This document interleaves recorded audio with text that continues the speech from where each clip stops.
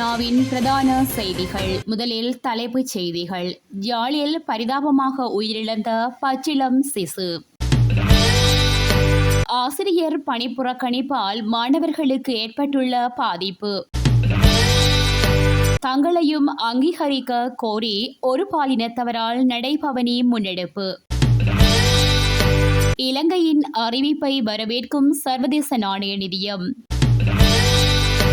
ஜனாதிபதியின் உரையை வரவேற்று பட்டாசு வெடித்து கொண்டாடிய மக்கள். யாழ்ப்பாணம் இணுவில் கிழக்கு பகுதியில் பால் புரைகேறியதில் பிறந்து 40 நாட்களேயான பெண் குழந்தை ஒன்று நேற்று புதன்கிழமை உயிரிழந்த சம்பவம் இடம்பெற்றுள்ளது. நேற்றைய தினம் அதிகாலை குழந்தை அசைவற்று கிடப்பதனை அவதானித்த பெற்றோர் குழந்தையை தெல்லிப்பளை ஆதார வைத்தியசாலைக்கு எடுத்து சென்றுள்ளனர். குழந்தையினை பரிசோதித்த மருத்துவர்கள் குழந்தை ஏற்கனவே உயிரிழந்து விட்டதாக தெரிவித்தனர்.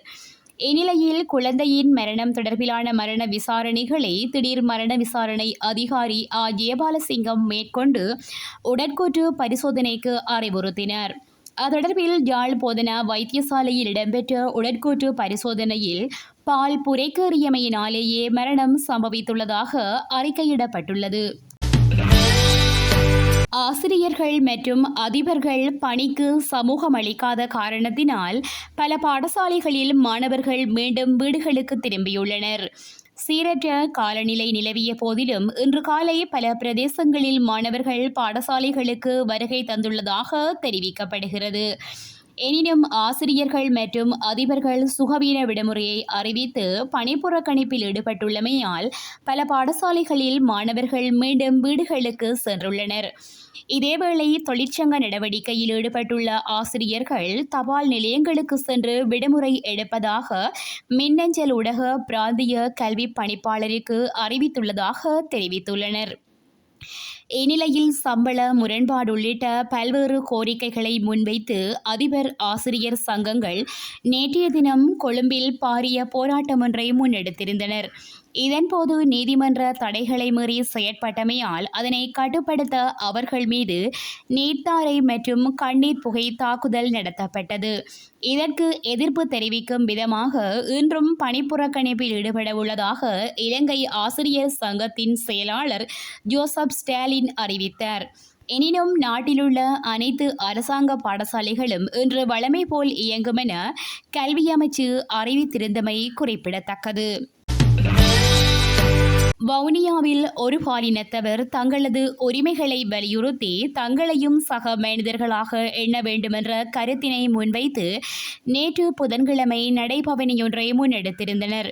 இந்த நடைபவனி வவுனியா புதிய பேருந்து நிலையத்தில் ஆரம்பமாகி நகர் வழியாக வவுனியா தமிழ் மத்திய மகா வித்தியாலயத்தை சென்றடைந்ததோடு நிறைவு பெற்றது. யாழ் சங்கம் என்ற பால் புதுமையினத்தவர்களுக்கான அமைப்பின் ஏற்பாட்டில் இடம்பெற்ற இந்த நடைபவனியில் சுமார் 50 பேர் கலந்து கொண்டனர். இந்த நடைபவனியில் தமது உரிமைகளை அனைவரும் ஏற்றுக்கொள்ள வேண்டும் என்றும் தாமும் உணர்வுகள் கொண்ட மனித பிறப்புகளே என்பது போன்ற கருத்துக்கள் அவர்கள் இதன்போது முன்வைத்திருந்தனர். இலங்கை அதன் முக்கிய உத்தியோகபூர்வ கடன் அளிப்பவர்களுடனான தனது கடன் ஒப்பந்தங்களை இறுதி செய்யும் அறிவிப்பை சர்வதேச நாணய நிதியம் வரவேற்றுள்ளது. கடன் ஒப்பந்தங்களை இறுதி செய்வது ஒரு முக்கிய மைல்கல் என்றும் கடன் மறுசீரமைப்பை நிறைவு செய்வதற்கும் கடன் நிலைத்தன்மையை மீட்டெடுப்பதற்கும் இலங்கையை ஒருபடி மேலே கொண்டு செல்கிறது என்றும் நாணய நிதியத்தின் இலங்கைக்கான மூத்த தூதரக தலைவர் பீட்டர் ஃப்ரூயர் தெரிவித்துள்ளார். இந்நிலையில் எதிர்காலத்தில் வெளி தனியார் கடன் வழங்குநர்களுடன் உடன்பாடுகளை எட்டுவதில் விரைவான முன்னேற்றம் இருக்கும் என்று தாம் நம்புவதாக அவர் குறிப்பிட்டுள்ளார். 2024 ஜூன் 26 அன்று உத்தியோகபூர்வ கடன் அளிப்பவர் குழு மற்றும் சீனா எக்ஸிம் வங்கியுடன் இலங்கை பேச்சுவார்த்தைகளை நிறைவு செய்தது. இது சமீபத்திய பொருளாதார சவால்களுக்கு மத்தியில் நாட்டின் நிதிநிலையை ஸ்திரப்படுத்துவதற்கான முக்கிய முன்னேற்றங்களை குறிப்பதாக பீட்டர் ஃப்ரூயர் மேலும் சுட்டிக்காட்டினார். ஜனாதிபதி ரணில் விக்ரமசிங்கவின் உரையை வரவேற்று நாட்டின் வெவ்வேறு இடங்களில் பட்டாசு கொளுத்தப்பட்டு கொண்டாடப்பட்டதாக தெரிய வருகின்றது. பண்டாரகம, மாலம்பே மற்றும் காலி போன்ற இடங்களில் அதிகளவில் பட்டாசு கொளுத்தப்பட்டுள்ளதாக தெரிவிக்கப்படுகிறது.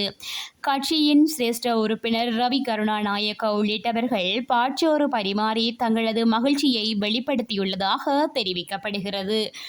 நாட்டின் பொருளாதார நிலைமைகள், வெளிநாட்டு கடன் மறுசீரமைப்பு போன்ற பல்வேறு விடயங்கள் தொடர்பில் ரணில் விக்ரமசிங்க தகவல் வெளியிட்டிருந்தார். சீனாவின் எக்ஸிம் வங்கியுடன் நேற்று பீஜிங்கில் இறுதி உடன்பாடு எட்டப்பட்டதோடு அதற்கான முறையான நடைமுறைகள் தற்போது முன்னெடுக்கப்பட்டு வருவதாக அதிபர் ரணில் விக்ரமசிங்க தெரிவித்துள்ளார். நாட்டை நேசிக்கும் அனைவருக்கும் இது நற்செய்தி என்று தெரிவித்த அதிபர், சிலர் அதிபர் பதவிக்காக கடுமையாக பாடுபடும் நிலையில் தான் நாட்டிற்காக பாடுபட்டு வருவதாகவும் குறிப்பிட்டுள்ளார்.